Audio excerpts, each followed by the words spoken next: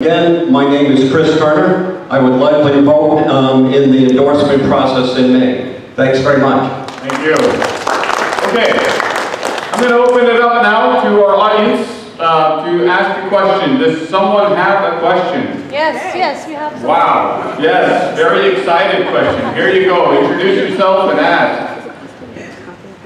Diana Artemis. Well, you can go ahead and ask from there so you can see the candidates that they're asking. Yes? I live in District 35. My question is, first, Dominion Energy was allowed to keep $350 million in rebates that should have gone back to us, the ratepayers, for our electric bills. This was for 5 years of overcharging us and from tax rebates that they got from the Trump tax reform, whatever.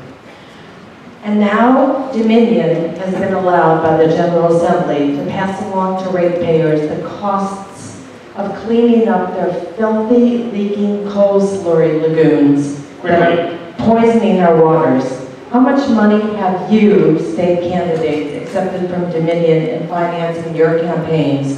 And if elected, what are you going to do to restore integrity to Virginia's regulatory framework? Thank you.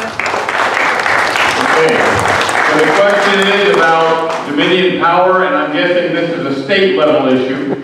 I'm going to start I'll start with Yasmin, because I know this is an issue she loves.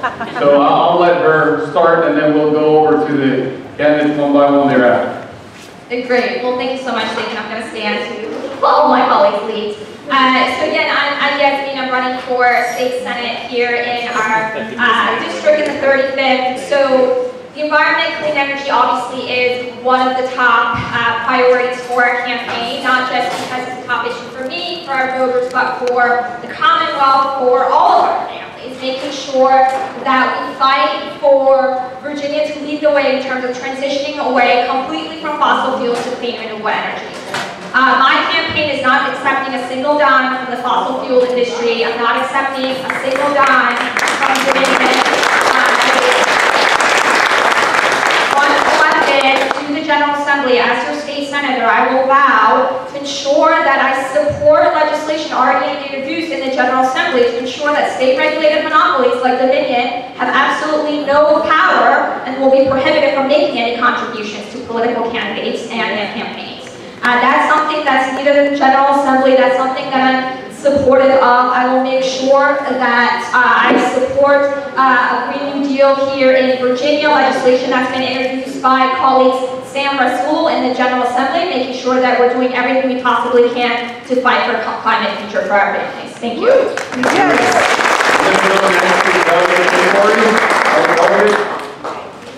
Thank you.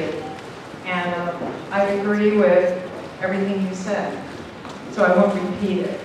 But I hope you're all familiar with what the Green New Deal is, and if you're not, then go to the website, please, because I was one of the early adopters of that pledge and of that legislation.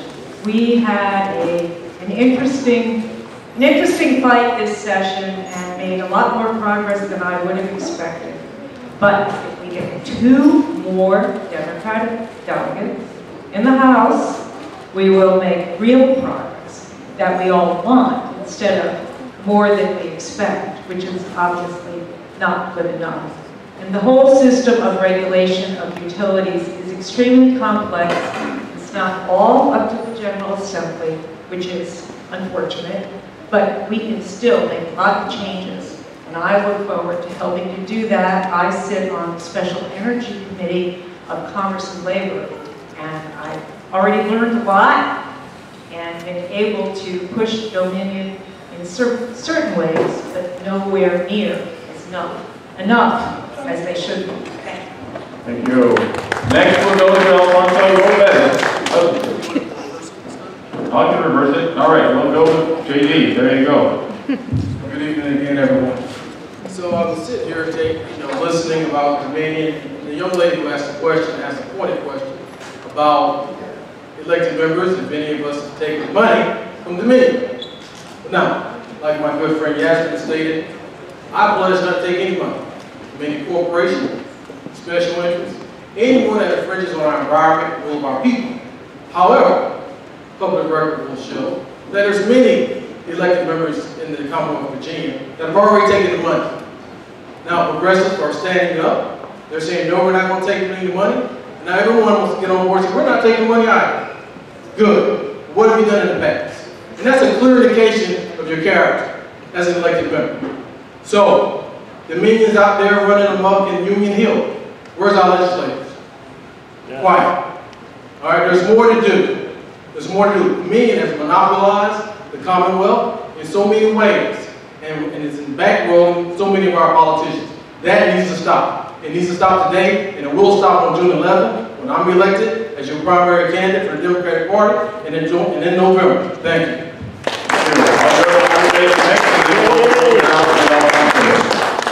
Well, thank you so much for that very important question.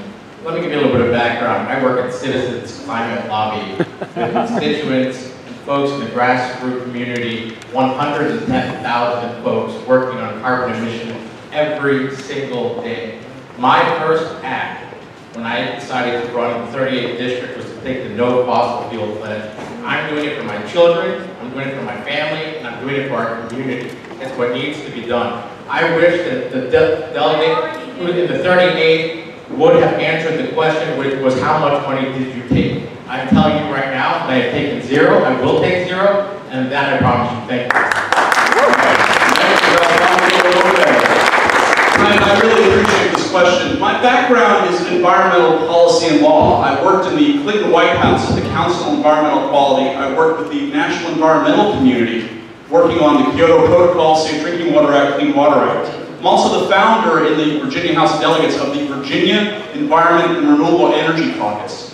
What does that mean? I've been fighting Dominion since 2012. Now, to answer the question, I accepted $4,500 from Dominion, but I haven't taken a dime from Dominion before it was cool, over a year ago, actually. And I'm also endorsed by all, I've been endorsed by all the environmental groups in the past.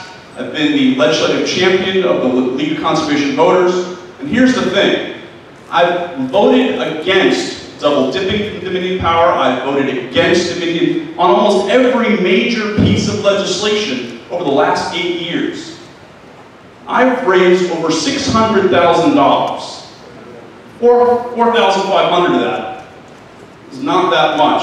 And every dime that I've given, over half, actually over half of what I've given, I give away to get other Democrats elected, like Dan Carone, like Elizabeth Guzman, like Hala Ayala, Skylar Red-Baltimore, so that we can take the majority back and make sure that regulated utilities don't have sway in the House of Delegates, in the General Assembly, and we can actually do real change for environmental safeguards and renewable energy in the Commonwealth.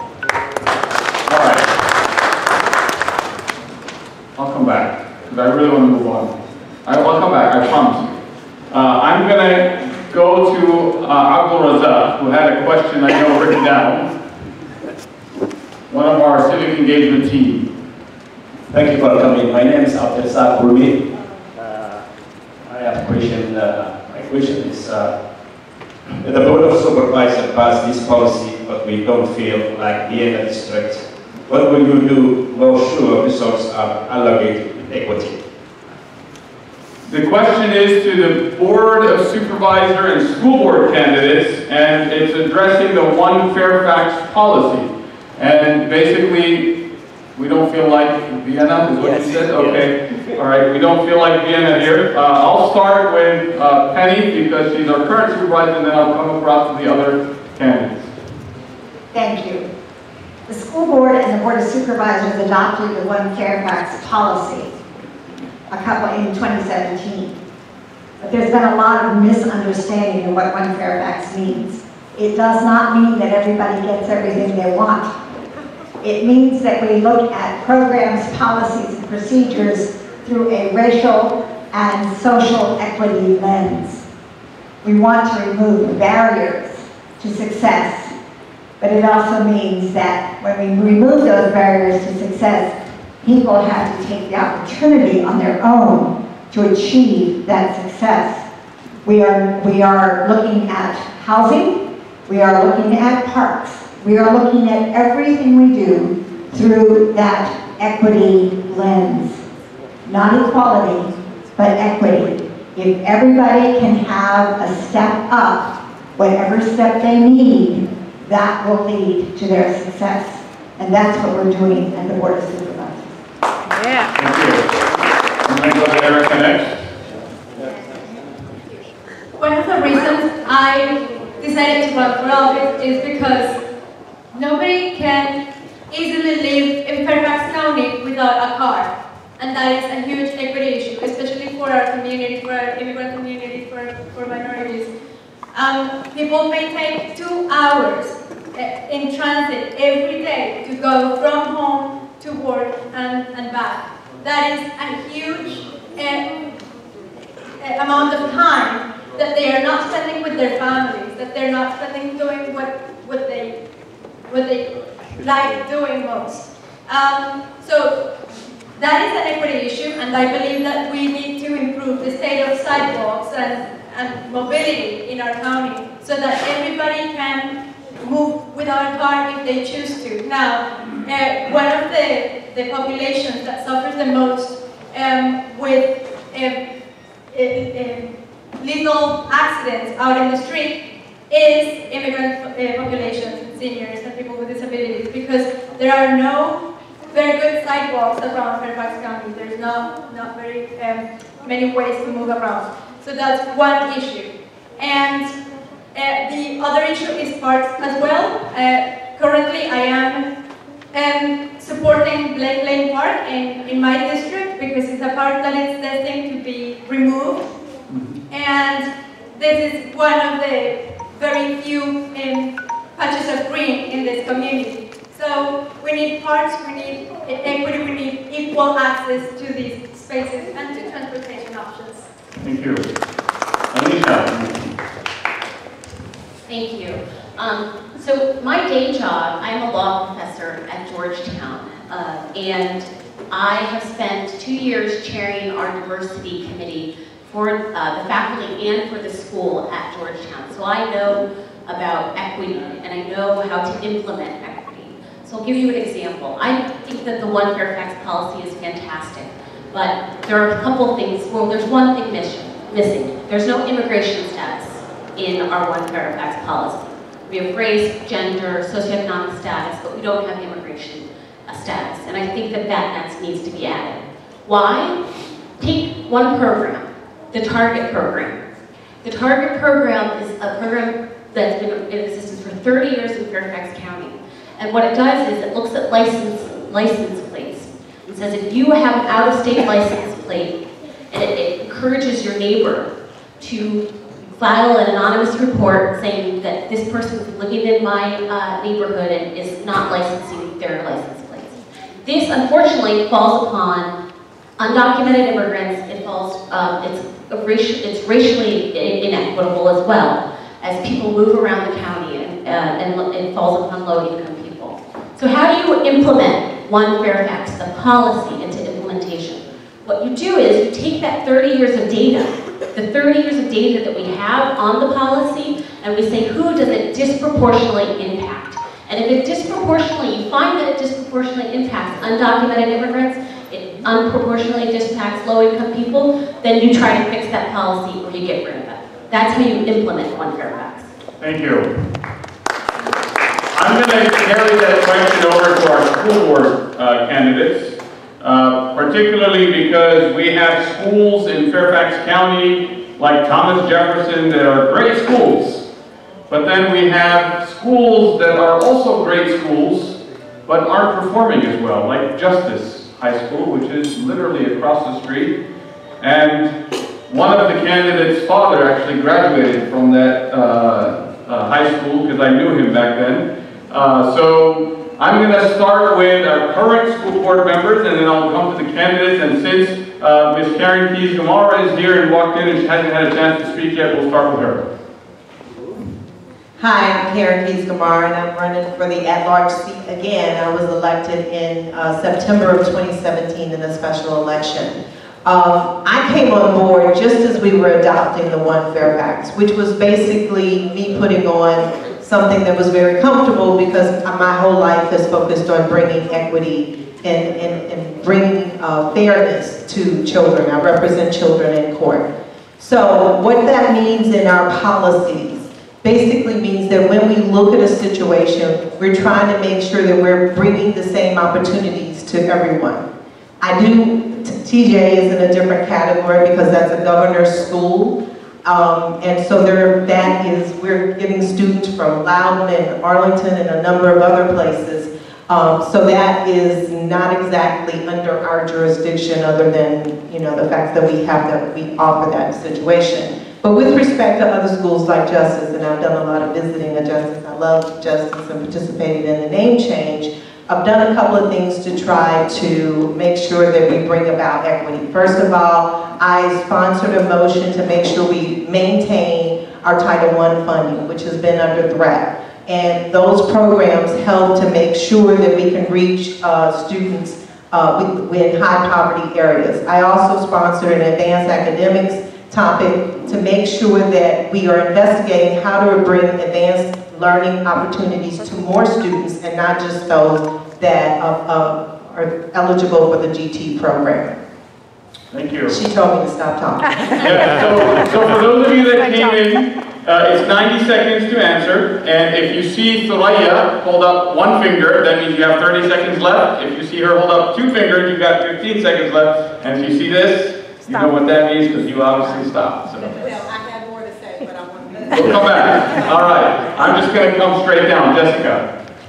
Hi. Thank you so much for the opportunity. So I think I discussed a little bit about this resource equity piece a moment ago. I want to add on a little bit to that. I think it is incredibly important that we get the voices of our community here in Mason District, of our parents and our community members, into the school board to make the case for our needs here in Mason District. The school board is responsive to those communities that are loud and that are empowered, and so I'm going to commit to elevating our voices here in Mason District to advocate for the needs that we have. We have a lot of needs here in Mason District, and our kids may need more than kids in McLean, right? Our kids may need more to get to where they need to go to be on that same level footing.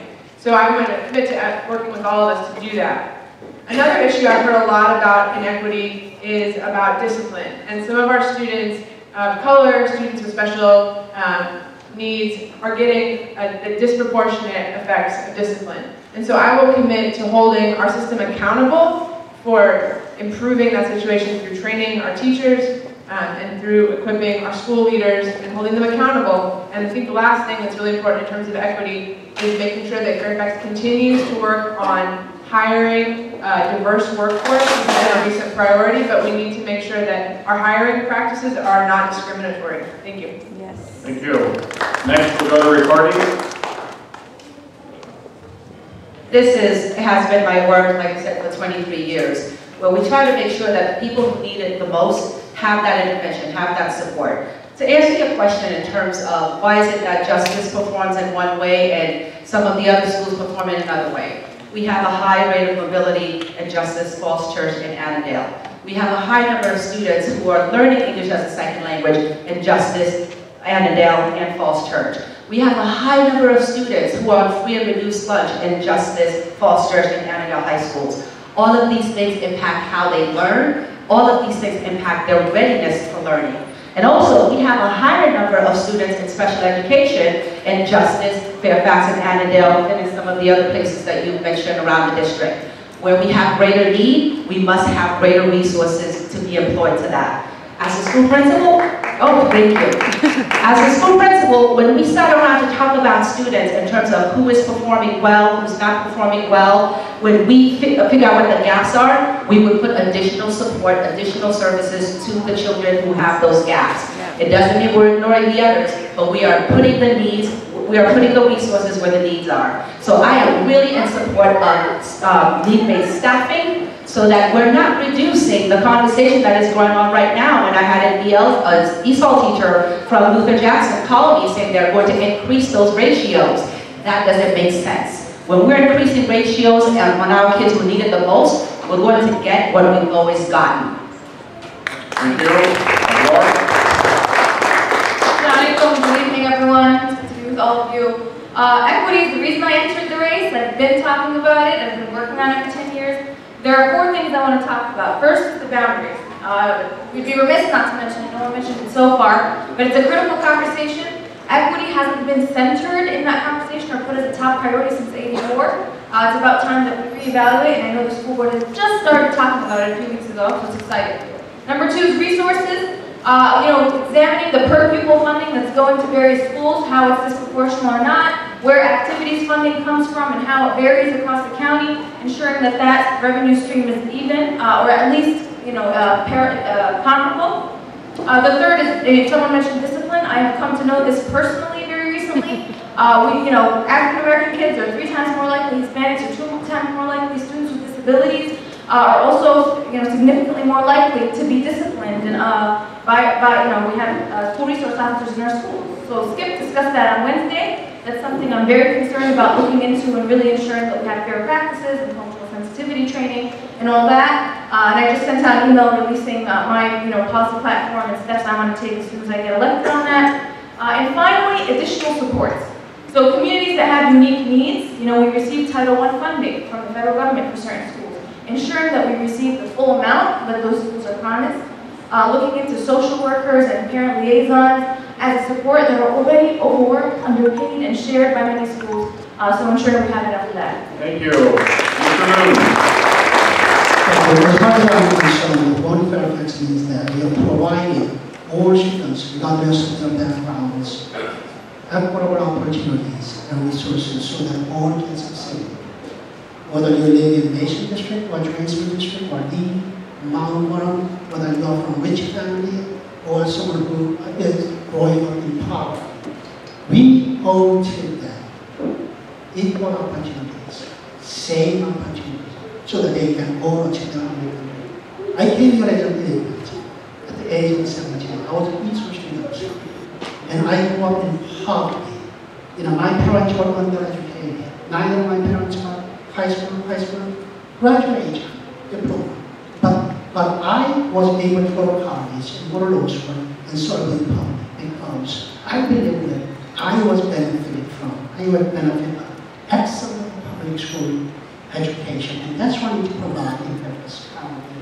And one of the things that, in addition to what has been already said, I want to focus on is make sure that every high school has high quality teachers and programs in advanced math and advanced science, whether it's a justice or language or equal teaching. All our students deserve equal opportunity to become successful. And also, over more than a dozen years, we have always supported needs-based staffing, which means students without more needs get more teachers and more resources. I'm going to continue fighting for that. Thank you. Next, I think we have John. Yes. Thank you. Seeing inequity personally is the reason I stand before you here today. My high school had a graduation rate of 50%, and it was only through the love, support, and care of my parents, who didn't have much, but they showed me how important it was to serve others, and teachers who believed in me, where I tested into a school like TJ, graduated with a math degree from Carnegie Mellon, and I never forgot that privilege of how education can transform a life, and that not all students have access to that. So equity is all over every single decision I make, but I'll talk about just 2. The first is looking at how the quality of our schools are measured is how we can change the conversation around equity. Instead of just static test scores, we need to see change in time, we need to see growth, and what are the challenges in each classroom? What are the percentage of low-income special needs students that the teachers have to work with to get the results that they did? Secondly, cradle to career. As a school board member, I want to take it one step further. Our industry is changing rapidly with new demands and jobs that don't require college degrees, and we need to bring in practicing professionals who want to help mentor our students as well. Thank you. Thank you. And the last 2 board members or candidates that just join us. Hi, my name is Rachna Sajma and I'm running for school board at large. I apologize for being late. To answer the question about equity, I have lived this myself. I lived in schools that were overcrowded and underfunded. And Justice High School, you mentioned, is over capacity, about 110%. We have schools that are under capacity. So we can't discuss equity without discussing capacity. We need to address the capacity issues. As a former management consultant, one thing I'm going to tell you is that strategic use of resources is really important to address achievement gaps. So we have to look at where do we have the achievement gaps, what resources do we have, and how do we strategically put the resources where we most need them. Needs-based staffing, needs-based resourcing, and we have to end overcrowded classrooms because you cannot learn when there's 35 students in a classroom. So discipline is something I've also worked on. I've worked on making sure our school resource officers had implicit bias and disability awareness training, disability advocacy is where I come out of. We need to make sure our teachers reflect the diversity of our students and understand their needs. And finally, the third thing is we need high quality programs for all. For ESOL students, we need honors ESOL classes. And we need cultural awareness. But you cannot presume just because you don't speak English that you don't have an ability to learn at a high level. Thank you very much. I'm going to take the next question from Sister Aisha, our Director of Women's Programs here. And you can ask a question and we'll direct it to somebody. So, on this same theme of social and racial equity, I want to know how are we carrying that over into our criminal justice system. I want to know your opinions as it relates to reform that's needed. You know that African American men, particularly, and women are at a disproportionate rate of being incarcerated inside of our county, representing 10% of the population, but more than 30% of those who are incarcerated. And then I'd like to know what are your efforts or thoughts as it relates to cash bail reform for those who are not able to pay cash bail when they are actually accused of a crime. What are we doing that they're able to actually get out, support themselves so that they don't lose their home or their jobs in the process in order to be able to defend themselves, not looping them back into a system that many times that they're disproportionately represented. Thank you. I'll start this one with Steve DeSato, then I'll come to our state level officials on this. Can I add to that? And hiring the felony level also. Virginia have 200 felony levels. So Thoraya is saying, what about the felony threshold? Ooh, only 90 seconds. Yeah. 90 seconds, go for it. We can give you 2 minutes. And just so that you know, we are delaying our night prayer until 9:30. It's supposed to be now, so we're going to delay the prayer a little bit. We're going to continue the questions. We'll take a break for the night prayers, and then we'll close it out and have you all kind of meet all the people coming to pray, because we usually get about 400 people coming to pray our night prayer. So it'll be good for candidates to kind of meet constituents. So the reason I'm running for Commonwealth's attorney is to build a criminal justice system that treats everybody equally regardless of the color of your skin, how much money you make, and which part of the county you come from. That is the value that undergirds my entire campaign. And right now we don't have that in our criminal justice system. We have a criminal justice system where different neighborhoods are policed differently, where you get a different level of justice based on how much money you have or what your background is. And I have a plan to reform that. I'm the only one in my race that has this plan. I have it right here. It's a 20-page plan. It's called Progressive Justice. I invite each and every one of you to go onto my website, stevebiscano.com, and read it. And what you'll see is there are a number of ways that I want to bring equality to our system. Right now, there are organizations that stand ready, willing, and able to come into our system and review our data and find out where there's systemic discriminations. I'm going to invite them in because that's my focus. I'm going to get that data, bring it all around the community, every community, so we can be held accountable. And when I stand in front of you, I'm not going to talk about conviction rate. I'm not going to talk about length of sentence. I'm going to talk about how are we getting rid of these racial and systemic discriminations. Some of the ways that we're going to do that are, I'm never going to bring a simple possession of marijuana charge, because I know that white individuals and people of color use marijuana at roughly the same rate. But if you're a person of color in Fairfax County, we're 3 times more likely to be prosecuted for that crime, and that will ruin your life and it will ruin your community. So I'll stop that. Another thing that I will do is I will never ask for cash bail, because I know that all that does is penalize poor people simply for being poor, predominantly people of color, and that's not justice. It doesn't keep us safe. It doesn't build our community. And then another thing I'll do, somebody brought it up, the felony threshold, right? That is a way that we get people into our criminal justice system and ruin their lives, again, particularly people of color, I will not charge a felon or a felony if the theft is under $1,500. Because that's not going to create property crime, that's going to suppress state, and that is going to build up our communities. Are you still keeping time or are you cheering for proceed? I think that's not fair.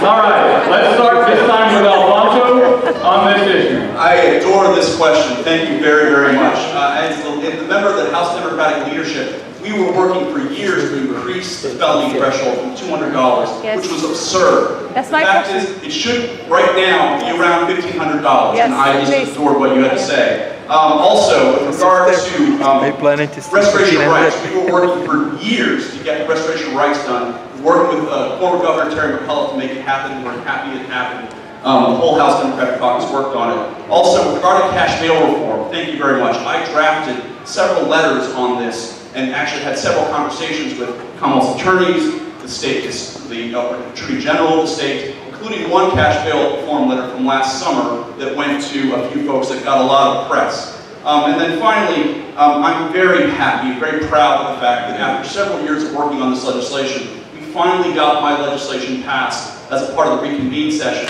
through the budget on getting rid of basically suspending someone's driver's license for failure to pay court fines and fees. If you actually serve your time and then have your driver's license suspended because you can't pay court fines and fees, that's incredibly counterproductive. What that means is we're having a modern-day debtor's prison in the state code of Virginia. We should never be punishing poor people, especially in the Virginia code.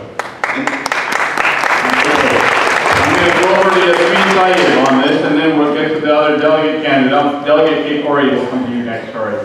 Great. Well, thank you so much for the question. As a human rights attorney and someone who's been working on civil and human rights issues my entire professional career, this is obviously an issue that I care deeply about, and I applaud my colleagues, especially my friend Steve Viscona, for the work that he's been doing to really fight for a progressive criminal justice system that finally would ensure that we are not penalizing poverty, that we are taking care of those most vulnerable in our communities, that making sure that, again, communities of color, African Americans, Latinos, who are disproportionately impacted by the cash bail system, that we ensure that we're electing leaders that will work to eliminate cash bail, that we ensure that we're electing leaders that will support abolishing the death penalty. Virginia right now is ranked second right behind Texas the number of executions that we hold, and that's absolutely unacceptable. If elected as your state senator, I will ensure that I will work to push and fight for abolishing the death penalty in Virginia, making sure that I will fight to abolish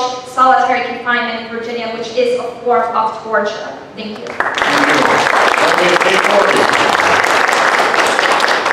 Thank you. Our Democratic caucus has been working really hard over the past several years to get some information on solitary confinement so that we can learn how to